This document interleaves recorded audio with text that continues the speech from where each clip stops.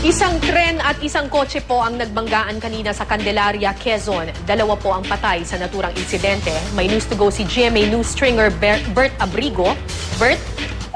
Kara, 3 na ang patay at 9 kataong sugatan sa salpukan ng tren at isang Toyota Innova sa barangay Masinsur sa Candelaria, Quezon kaninang alas 4:15 ng madaling araw.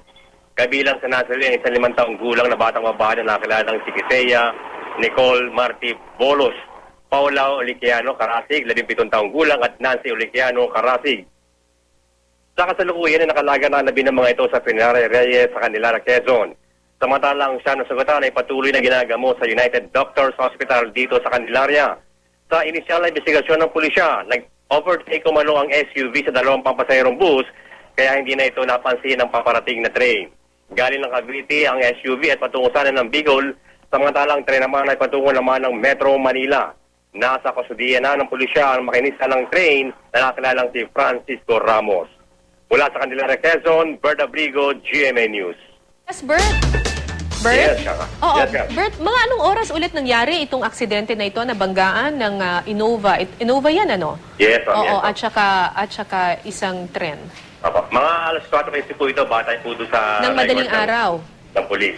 Napansin mo ba, Bert, kung merong mga safety barriers or mga warning signs doon sa trail track ng doon sa train tracks?